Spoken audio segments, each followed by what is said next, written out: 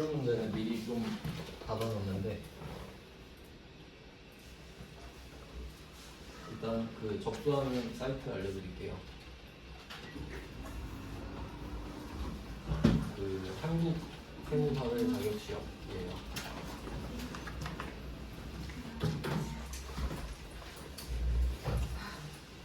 아 맞다. 오랜만에 해봐가지고.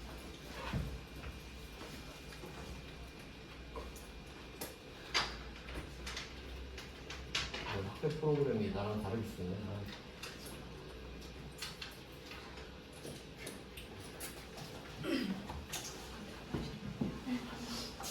아니, 간단하게 말해드릴게요. 지금 컴퓨터 쓰는 법을 모르겠어서 한국세무사회 자격시험 홈페이지로 들어가셔야 돼요. 여기서 주의하실 거는 한국세무사회로 들어가면 안 돼요. 세무사들이 가입하는 곳이에요. 거기는 왜 안 나오지? 세무 네이버로 가야겠습니다.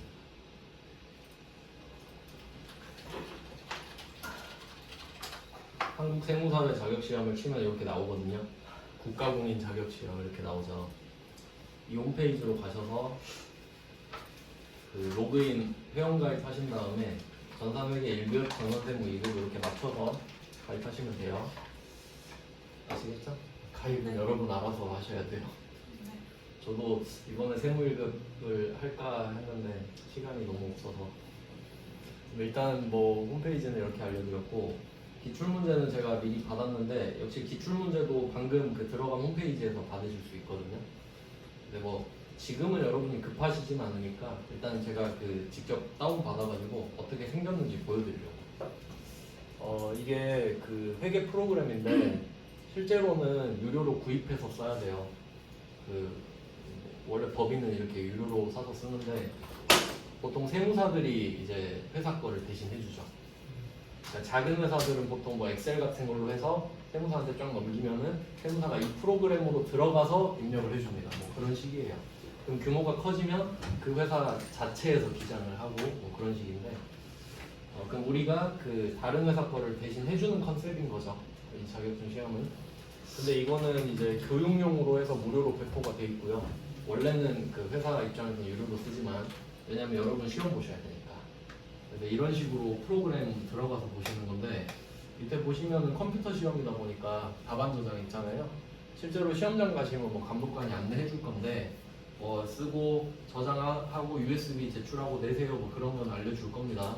근데 뭐 제가 알려줄 건 그 안의 내용이겠죠. 보시면은 이론 문제 답안 작성이 있는데 이게 시험지부터 보여드려야 되구나. 시험지가 어떻게 생겼는지 한번 볼게요. 여러분이 시험장 가면 어떤 시험지를 봤냐면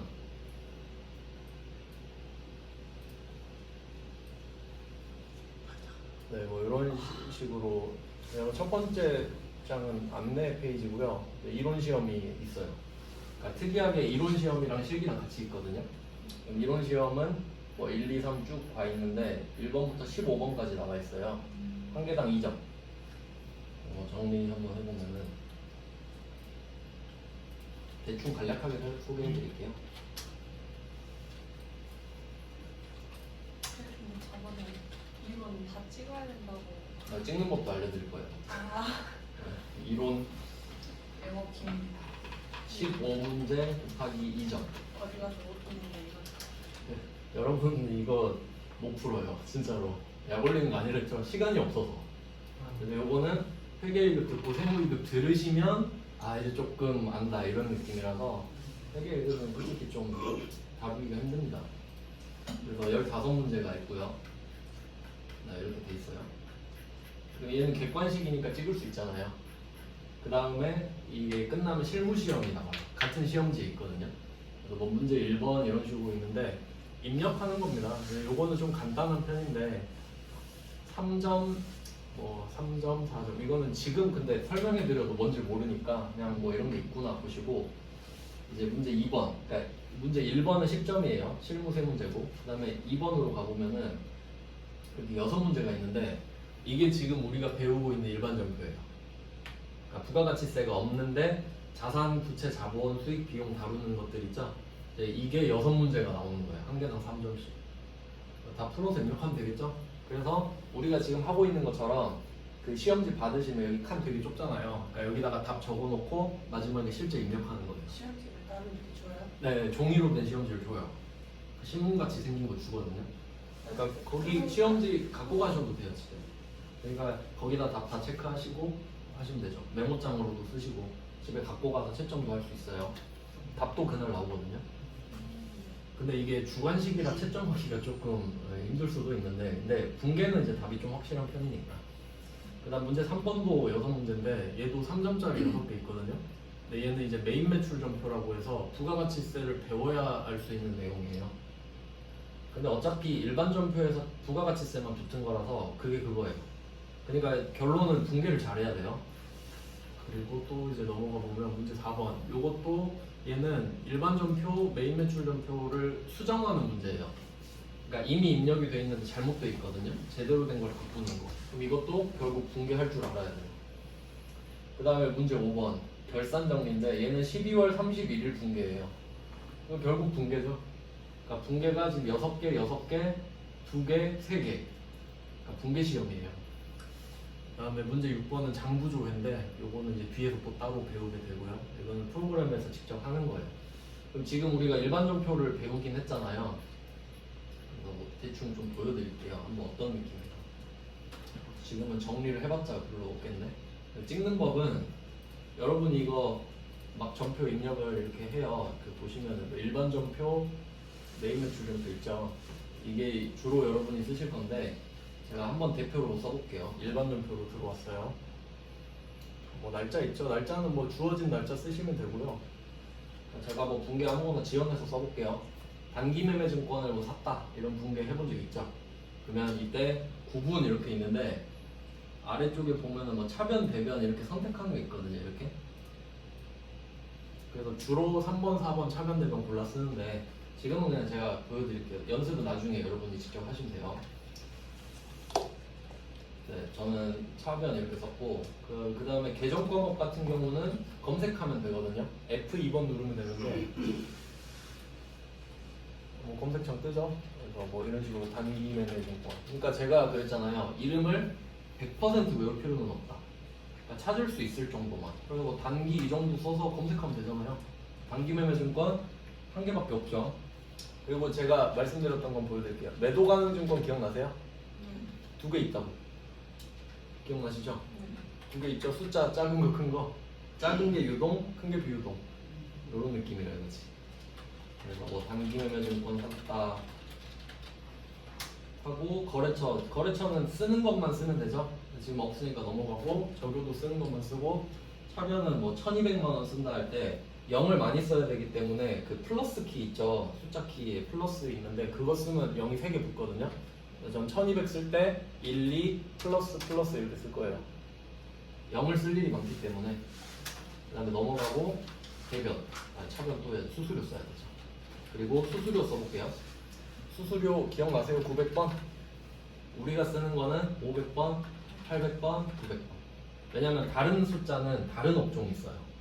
제조업 아닌 업종이. 근데 우리는 제조업이니까 900번 수수료 비용을 딱 하고 8만원. 8만원 쓰려면 80 플러스 이렇게 쓰겠죠.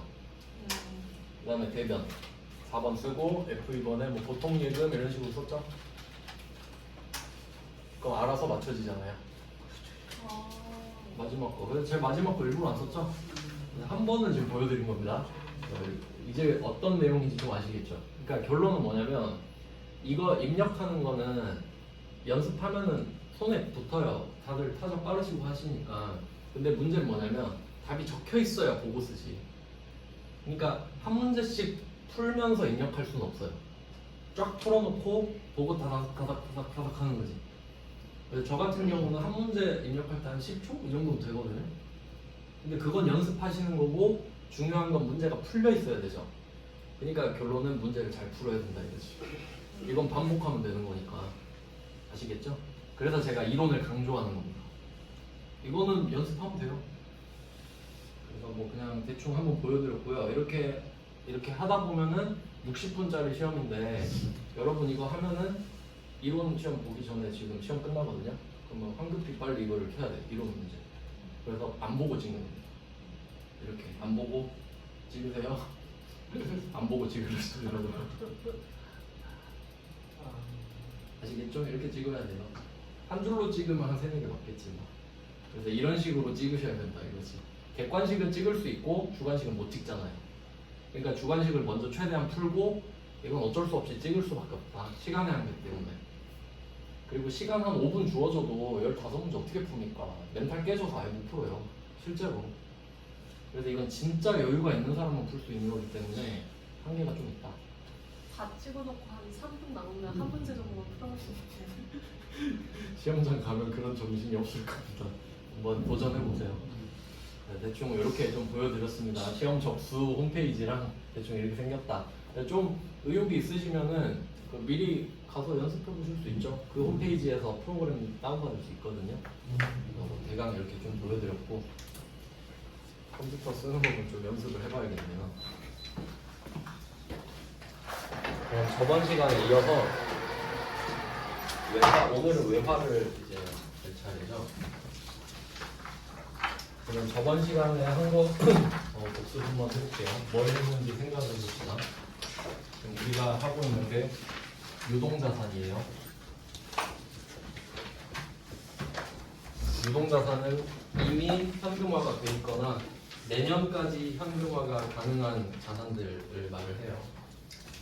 유동자산을 배우고 있고 그 중에 당좌자산 배우고 있죠. 유동자산은 2개 있었거든요.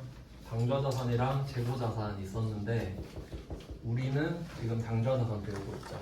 그럼 이거 끝나면 재고자산 배우겠다. 이 정도 생각하시면 되겠고, 근데 당좌자산은 분류가 유동자산 중에 재고자산이 아닌 것들이었죠. 그래서 여기는 완전 중구난방이잖아요. 잡탕이죠. 그래서 제 나름대로 정리를 해드렸었죠. 너무 분류가 아예 안 돼 있으니까. 그래서 제 나름대로 이제 분류를 했던 게 했던 거 한번 복습해 볼게요. 뭘 했었는지. 처음에 현금 과부족을 했어요. 현금이 과하다, 부족하다.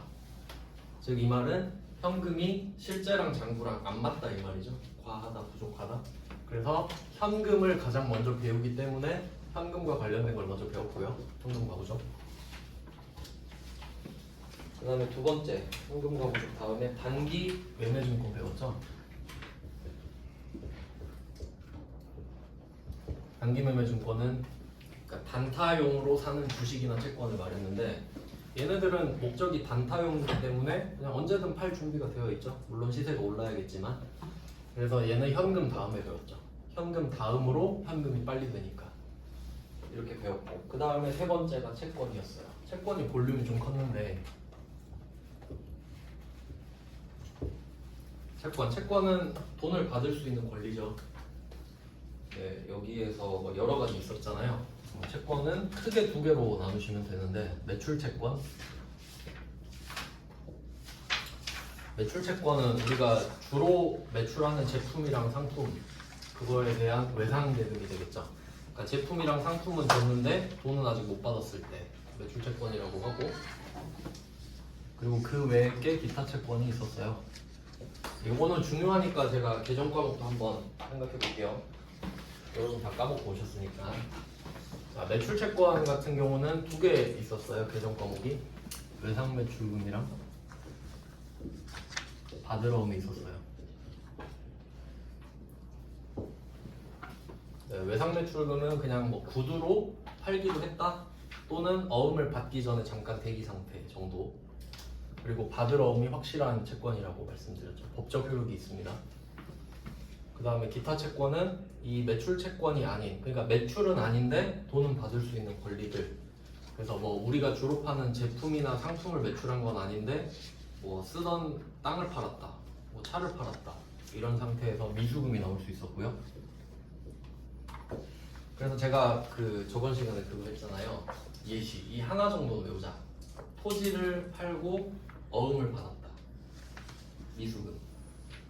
받으러움 아니죠? 매출이 아니니까. 그거 엄청 많이 틀린다 그랬죠? 그래서 이 매출 채권이랑 미수금이랑 대응된다고 보시면 되고요. 그 다음에 한 개 더 있었는데 대여금. 돈 빌려준 거. 돈 빌려준 거는 돈 받을 권리 맞죠? 돈을 빌려줬으니까. 근데 물건 판 건 아니잖아. 뭐 대여금이 있었고 또 특이한 게 이제 선급금 이런 게 있었죠. 선급금은 채권이긴 한데 금전 채권이 아니라고 말씀드렸어요. 그러니까 내가 계약금을 미리 도는 거죠. 내가 1,000만 원짜리 물건을 사는데 100만 원 미리 계약금 준 거예요. 그러면 상대방한테 야 나한테 물건 먼저 줘야 돼? 뭐 이런 권리인 거죠. 그러니까 돈을 받을 권리가 아니라 이 정도까지 했었어요. 지금까지. 그리고 좀 추가로 말씀을 드리면은 이 선급금이 비금전 채권이다. 이 정도 좀 기억해 두시고 돈을 받을 권리는 아니잖아요. 그리고 반대가 선수금 있었죠.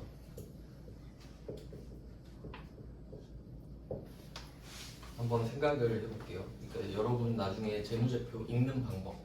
그럼 선급금은 나중에 여러분이 딱 어떤 회사, 뭐 삼성전자 재무제표를 봤는데 선급금이 들어있는 거예요. 그럼 이걸 보면은 이건 돈을 받을 권리가 아닌 건 아셔야겠죠, 당연히. 자, 그럼 반대로 생각하면 선수금은 내가 계약금을 받은 거잖아요. 이거 중요합니다. 그럼 이건 부채거든요.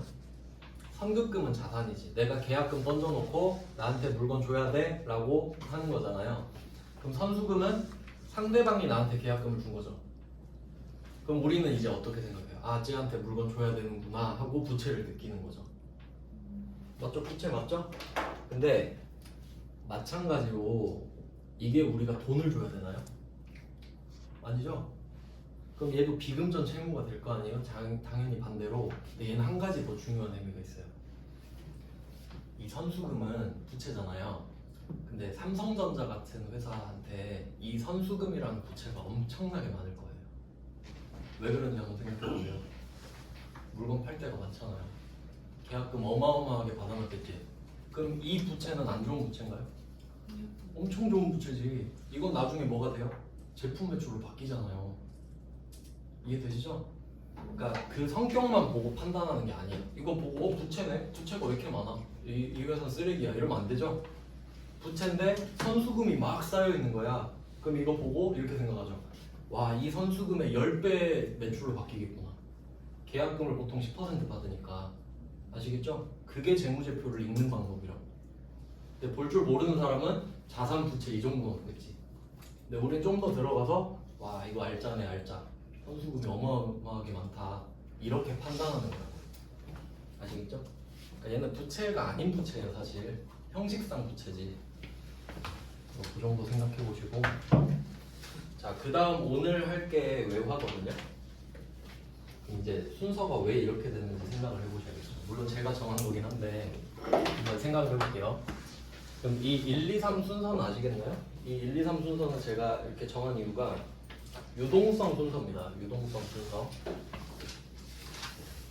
이때 이 위로 가면 유동성이 큰 거예요. 유동성이 크다. 이 말을 생각해 보면 유동성이 크다는 말은 환금성이 좋다. 현금으로 바꾸기에 좋다. 이 말이에요.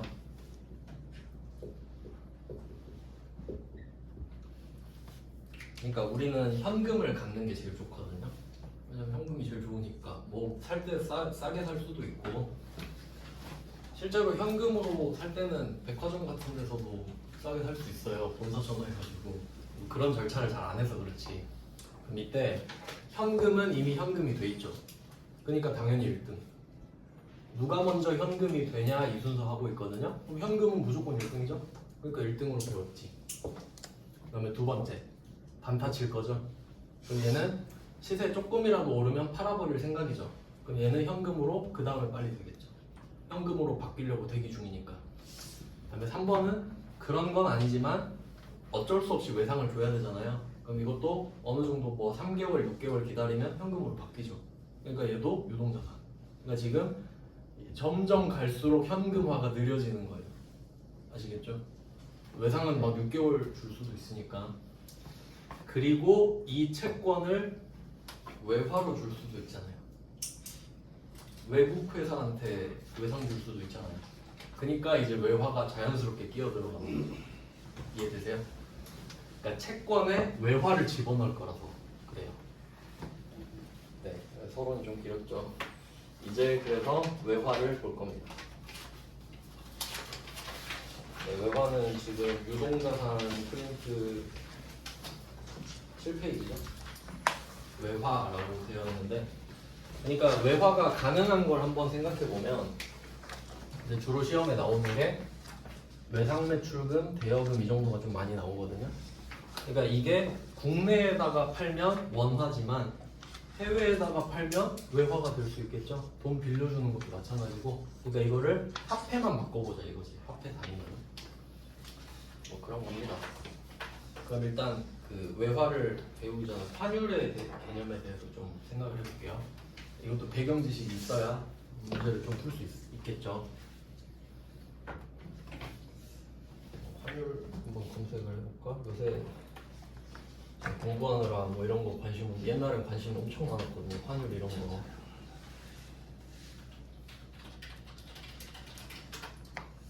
원달러 환율이 뭐 이렇게 나오지? 1378원 이렇게 돼 있어요. 일단 지금 검색했을 때 뭐 1300원, 1400원 뭐 이 정도로 보시면 되겠는데 그걸로 예를 들어보죠. 환율의 개념을 생각해 봅시다. 환율 많이 들어보셨죠? 교환 비율이에요. 내 돈이랑 네 돈이랑 교환 비율 몇 대 몇으로 바꿀래 이거거든요. 그러면 가치가 맨날 둘이 바뀌니까 비율이 바뀌는 거거든요. 그럼 이때 그 경제 뉴스 같은 거 보면은 맨날 알려주는 게 있어요. 날씨처럼 원달러 환율 맨날 알려주죠. 경제 뉴스 보면. 그리고 코스피 지수, 코스닥 지수 이건 꼭 알려줘요. 근데 이때 환율을 본다라고 하면 기본적으로 그 우리나라는 달러를 기준으로 삼는데 여기서 포인트는 환율을 산정할 때는 무조건 네 돈 기준이에요. 네 돈 기준. 한번 생각해 보세요. 그 경제 뉴스에서 오늘의 환율은 달러당 얼마입니다 이러죠.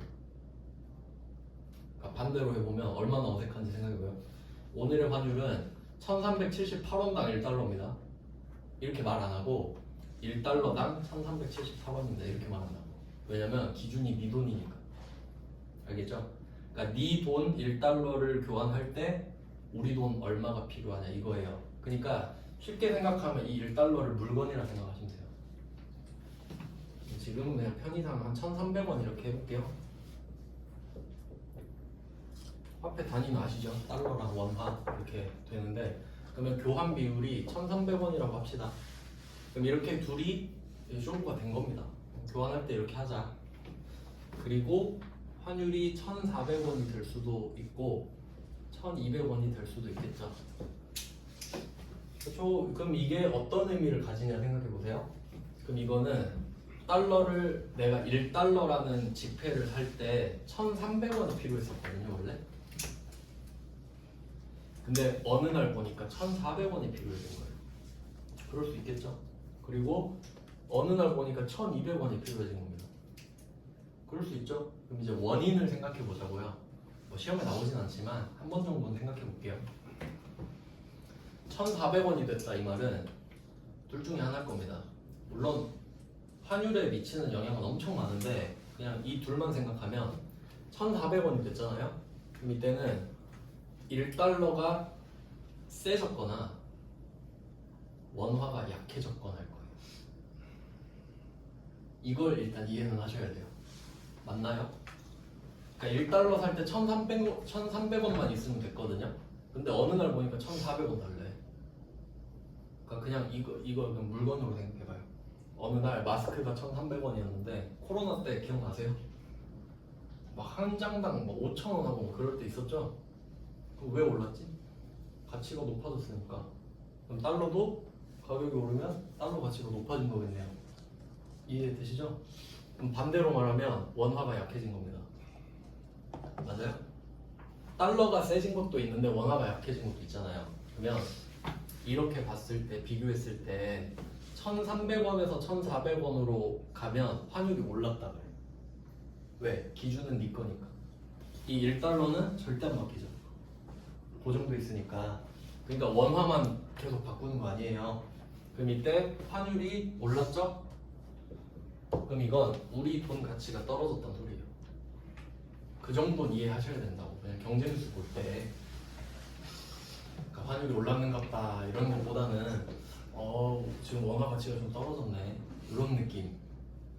그럼 반대로 1,200원 되면 우리 돈이 조금 더 세진 거 아닙니까?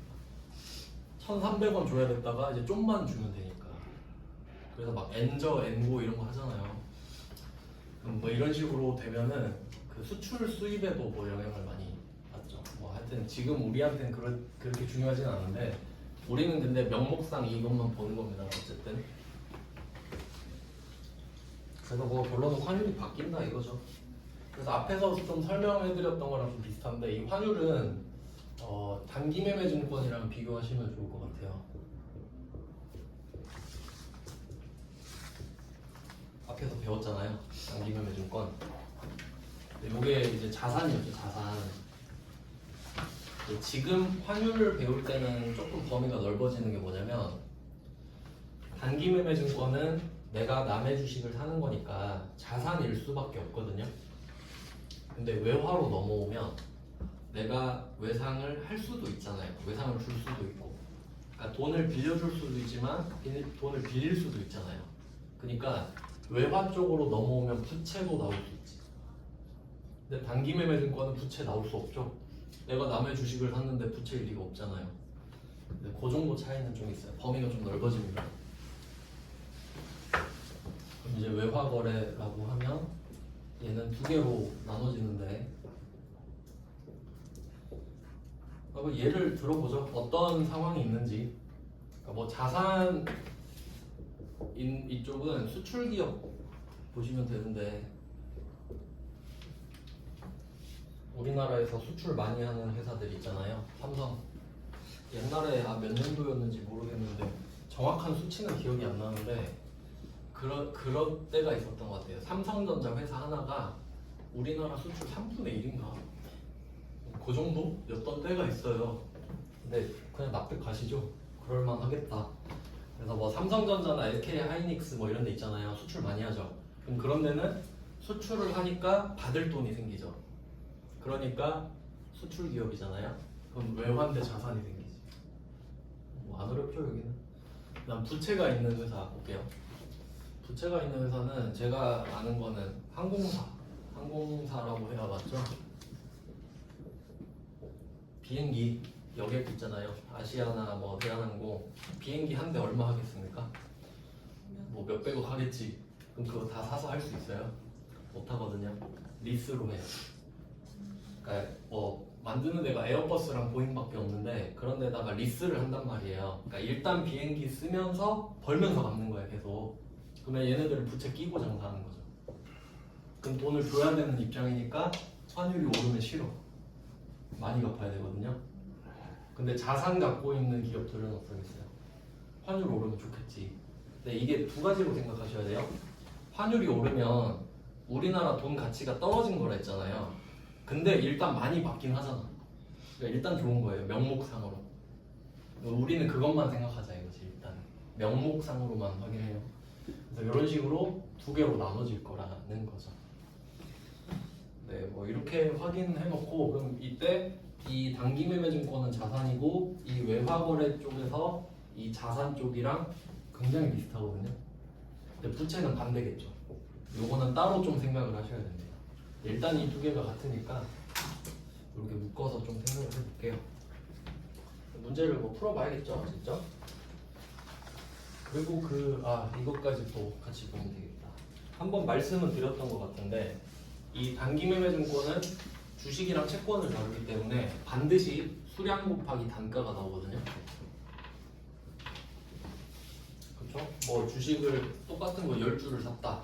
10,000원짜리 10주 샀다. 10 곱하기 10,000 이렇게 들어가니까 그럼 이제 외화 거래로 가면은 외화 거래도 수량 단가가 있을 수 있죠. 물건을 파는 거니까. 근데 환율이 한 개 더 들어가요. 그러니까 엄청 복잡해지는데 그걸 이렇게 생각할 겁니다. 뭐 예를 들어서 우리가 10달러어치 수출을 했다라고 하면 10달러 곱하기 뭐 환율 1,400원이다 하면 여기서 10달러 곱하기 1,400원 이런 느낌으로 돈을 받게 되잖아요. 이때 10달러를 받아야 된다는 사실은 안 변하죠. 그러니까 우리는 1년이 지나도 10달러를 받아야 되죠. 근데 환율은 1년 뒤에 어떻게 돼 있을지 모르죠. 그러니까 약간 느낌이 이 10달러가 수량의 느낌. 달러 10장. 그리고 얘는 단가의 느낌. 주식처럼 막 왔다 갔다 하고. 그러니까 이렇게 개념을 잡아놓으시면 좀 편하다. 주식처럼 수량 단가처럼 생각을 해보자. 그럼 좀 편하니까. 이렇게 해보겠습니다. 원래 환율의 디테일이 굉장히 많은데 필요하면 말씀드리고 필요 없으면 말 안 할게요. 그래야 여러분 정신 건강에 좋아요. 왜냐면 그냥 운을 좀 띄워드리면 그 금 아시죠? 금 시세 검색하면 몇 개 나오는지 아세요? 3개 나와요. 오늘 검색하면 왜 3개인지 아세요? 살 때, 팔 때, 그리고 평균. 그렇게 나오지 않나요? 그러니까 내가 만약에 금 한 돈이 있어요. 여러분 지금 한 돈이. 근데 내가 이 금을 이 상인한테 그 금은방 가서 팔고 바로 한 돈 사잖아요. 한 돈을 팔고 한 돈을 바로 사면 이익 봐요, 손해 봐요? 무조건 손해 보죠. 왜? 팔 때는 싸게 팔아야 되고 팔 때는 비싸게 사야 되니까 시세가 다르잖아요. 환율도 똑같아. 그러니까 엄밀히 말하면요, 여러분이 그 환율 검색할 때 나오는 환율이 팔 때랑 살 때 평균입니다. 알겠죠? 팔 때는 싸게 팔아야 돼요. 살 때는 비싸게 사야겠지. 왜? 물건이랑 똑같으니까. 그러니까 금이랑 똑같아요. 금이랑 달러랑. 근데 일단은 그렇게 알아두시고 필요할 때 또 말씀드릴게요. 자, 그럼 39번부터 가볼게요. 39번, 이게 배경 지식이 좀 있어야 편하겠죠. 아무래도 보시면 일본 홋카이 상사한테 이거 40만 앞에 이거 화폐 단위 본 적 있으세요? 뭐죠? N이죠. 네, 이것까지 좀 알고 계시면 좋은데, 이거 N이라고 있잖아요. 중국에서 뭐라고 읽는지 아세요? 위안이라고 읽어요. 무슨 말이냐면 위안화 아시죠? 위안화도 화폐 단위 이거예요. 둘이 똑같습니다. 근데 읽는 방법만 달라요. 알고 계세요? 상식으로. 근데 우리는 거의 엔화로 알고 있지. 근데 위안도 실제로 이거 씁니다. 그러니까 놀라지 마시라고, 혹시 나와도 그런가 보다 하시면 돼요. 40만 N이네요. 근데 우리는 한국 회사고 원화로 입력해야 돼요. 장부에다가. 그럼 40만 적으면 40만 원이 돼. 그럼 그건 아니죠? 그 환율을 계산해보자 이건데, 한번 볼게요. 두 번째 줄에 보시면 대고객 매입률 이렇게 나와요. 이런 거 나오니까 이제 멘붕인 거예요. 그래서 제가 아까 오늘 띄워드린 거죠. 환율은 기본적으로는 원래 5개 있어요. 근데 3개만 알려드릴게요. 실제로 그 여러분 은행 가실 일 있잖아요. 은행 가실 일 있을 때 그 뭐 전광판 같은 거 보면은 달러 환율 있죠. 그 밑에 진짜 5개 써 있다니까. 왜냐면 살 때 팔 때 평균은 아시겠죠. 그리고 그 또 양 위아래로 입금할 때 환율이 또 있어요. 그까지는 안 나오는데 일단 3개는 꼭 필요해요. 살 때 팔 때 평균. 자, 그럼 환율이 3개가 있다. 살 때, 팔 때. 그럼 이 정도는 상식입니다. 진짜 중요한 겁니다, 이거. 네, 그리고 이 정도 확인을 하고 문제에서 대고객 매입률 이렇게 써있죠. 해석해봐야지. 그럼 이거는 적어도 평균은 아닙니다. 사고 팔 때 환율일 거 아니에요. 근데 대고객이죠. 고객을 상대로 매입하는 거예요. 은행이. 그럼 여러분 입장에서 팔 때거든요. 근데 그 구분 안 해도 돼. 여러분은 뭘 구분하시면 되냐면 딱 이렇게만 하세요. 평균은 가짜 환율이에요. 왜? 여러분 이 환율로 살 수도 없고 팔 수도 없어요. 왜? 살 때 환율, 팔 때 환율의 평균인 거죠. 그러니까 얘는 가짜다 이 정도만 아시면 된다고. 그냥 우리가 알려고 궁금해서 오늘 얼마 정도 하지 할 때. 근데 살 때 팔 때는 이 환율 못 쓴다고 그랬죠? 그럼 진짜 환율은 얘 둘이네. 얘 진짜네요. 이 정도는 구분할 수 있죠? 진짜 환율이랑 가짜 환율은 구분할 수 있죠. 그럼 여기 대고객 매입률은 진짜예요, 가짜예요? 진짜. 그것만 알면 된다고. 그러니까 이건 가짜가 아니구나. 그럼 내가 이걸로 화폐 환전을 하는 겁니다. 자, 그럼 이제 진짜 환율이란 걸 알았어. 그럼 1,100원에 100엔 이렇게 써 있죠. 근데 교환 비율이라는 건 비율이잖아요. 그러면 네 돈 1단위당 금액이에요. 100엔은 1이 아니잖아. 그러면 어떻게 계산해야 환율이 되겠어요? 1,100을 100으로 나눠야 환율이 되지. 네 돈 1엔당 우리 돈 얼마? 이렇게 되는 거야. 그러면 1엔당 11원 나오죠? 이렇게 만들어 놓으셔야 돼요, 환율을. 그러니까 살 땐지 팔 땐지 모르겠는데 그냥 진짜 환율이고 11원이다. 그래서 저는 이렇게 요약을 할게요. 12원 N당 1N당 12원 이렇게 정리가 됐어요. 자, 환율은 정리가 됐습니다. 이제 진짜를 쓸까 가짜를 쓸까 뭐 환율은 얼마일까 이런 거. 자, 그럼 내용을 먼저 볼까요? 이 환율을 뭐 할 건데? 40만 원 어쩔 건데? 차입했죠.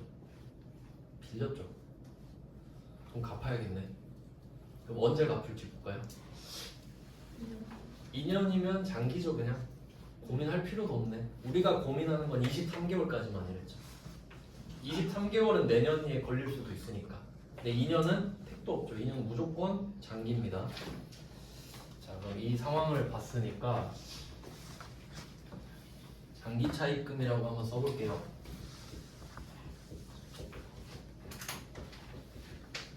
일단 우리는 부채가 생겼네요. 돈 빌렸으니까.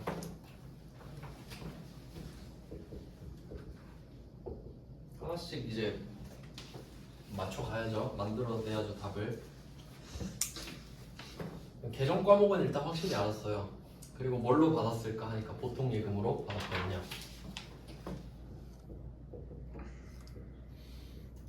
그럼 계정 과목까지는 안 어렵죠. 여기까지는 뭐 기본입니다. 그럼 쉬운 것부터 이렇게 만들어가면 되는데 이게 갚을 돈이니까 누구한테 갚을지 써놔야 되잖아요. 호카이 상사까지 미리 써놓을게요.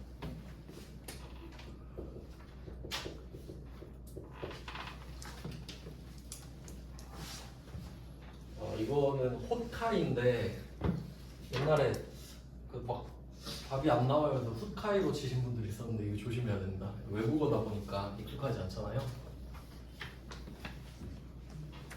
아니면 카이라고 치면 나오겠다, 검색할 때. 자, 이제 숫자 완성시킬 거예요. 그럼 실제 상황을 생각해 보자고요. 내가 호카이 상사한테 전화했어요. 야, 나 40만 원만 빌려줘. 이렇게 한 거죠. 근데 오늘 보니까 환율이 11원이에요. 그렇죠? 그러면 이때 대구은행의 보통예금 계좌에 예입했죠. 그러면 실제로 여러분이 엔화를 빌린다 생각하셔야 돼요. 그러면 두 가지 경우가 있거든요. 첫 번째는 그냥 40만 엔으로 받을 수도 있어. 맞죠? 왜냐면 내가 일본에서 쓸 수도 있지, 이 돈을 가지고. 근데 아니면 난 지금 원화가 필요한데 일단 빌릴 애가 일본에밖에 없는 거야. 그럴 수도 있죠. 그럼 힌트가 뭐냐면 대구은행의 보통예금이죠. 그럼 원화로 바꿨단 소리죠? 그렇게 해석해야 돼. 좀 약간 문제가 애매하긴 한데 대구은행의 보통예금 계좌 예입했다 이 말은 그러니까 보통예금 우리가 엔화 40만 원을 받아서 진짜 환율이 12원이잖아요. 이걸 11원으로 바꾼 거야. 그리고 대구은행 보통예금에 넣었다 이렇게 해석하셔야 돼요. 지금은 그럴 수밖에 없어요. 그러면 우리 생각으로는 이거죠. 내가 40만 원을 받았는데 진짜 환율로 환전했죠? 진짜 환율로 11 이렇게 곱했잖아요. 그럼 원화는 440만 원 이렇게 되지. 440만 원. 그럼 요거는 진짜 440만 원이죠. 그러니까 내가 계산해서 440이겠네 이게 아니라 진짜 440이 통장에 꽂혔다고. 내가 아예 바꿔버렸으니까 그래서 440만 원이죠. 원화로 쓰니까 우리는 원화로 쓰니까 그럼 얼마 갚아야 돼요? 440을 갚아야 돼요. 포인트는 지금 내 생각엔 440이죠. 근데 나중에 환율이 어떻게 될지 모르죠. 근데 지금은 뭐라고 해야 돼? 441이라고 말할 수밖에 없잖아요. 그러니까 일단 440. 일단 지금은 지금 기준으로 쓰는 거니까. 이렇게 하면 39번 답이에요. 그러면 12월 31일마다 갱신해야 돼. 맞아요. 단기물매증권이랑 똑같잖아요. 그 12월 31일마다 업데이트하고 장부 올리고. 그러니까 평가를 역시 해줘야 되죠. 회계는 12월 31일에 겁나 바쁘죠. 다 평가해야 돼요. 12월 31일은 평가하는 날. 그렇게 생각하시면 돼요. 왜? 평가를 해서 업데이트를 해야 장부를 만들 거 아닙니까? 양말이 엄청 많고요. 어마어마하죠. 어마어마하겠죠 진짜. 일단 근데 우리는 모른 척하고 분기 하나씩 하면 돼요. 일단 우리가 지금 취업하는 단계는 아니니까. 그래서 39번 여기서 포인트는 대고객 매입률 진짜 환율을 말을 했다. 그러니까 진짜 거래를 한 거지. 그럼 제가 좀 바꿔서 설명을 해드릴게요. 이럴 수도 있지. 지금 답은 이거고요. 네, 이런 상황일 수도 있잖아요. 이건 제가 만든 상황이에요. 40만 N을 그냥 받은 거야. 그냥 40만 N. 한국 돈으로 안 바꾼 40만 N. 근데 여기다 40만 적으면 40만 원이죠. 그러니까 우리나라 돈의 가치로 얼마 정도인지는 바꿔서 적어야 될 거 아닙니까? 근데 나는 아직 한국 돈으로 바꿀 생각이 없어. 왜냐면 나는 이 40만 N을 가지고 일본에서 쓸 거거든요. 그럴 수도 있죠. 그러면 그때는 가짜 환율을 말해줄 거예요. 그렇겠죠. 그러니까 40만 N을 들고 있는데 나는 지금 환전할 생각이 없죠? 그럼 진짜 환율 관심 없죠? 안 바꿀 거거든. 근데 대충 얼마인지는 알고 싶지 지금. 그럼 그때 어떤 환율 쓴다고? 가짜 환율 쓴다고. 오늘 네이버 환율 치면 가짜 환율 나온다고요. 살 때 팔 때 중간. 그러면 만약에 이 가짜 환율이 11원인 거예요. 그러면 그냥 내 머릿속에서 40만 엔이 있는데 오늘 평균이 11엔이니까 곱해서 440을 쓸 수도 있는 거예요. 근데 그건 40만 엔인데 내가 그냥 환산해서 적어놓은 거지. 그럴 수도 있겠죠? 근데 지금은 뭐예요? 진짜 440만 원이 꽂혀 있는 거예요. 왜? 진짜 환율을 말해줬으니까. 그러니까 진짜 환율, 가짜 환율 정도는 구분해야 문제를 푼다는 겁니다. 알겠죠? 네, 이렇게 봤고요. 네, 40번. 아니다. 쉬는 시간이에요. 시간이 애매하니까 좀 쉬고 10분 쉬고 57분 정도 부탁드립니다.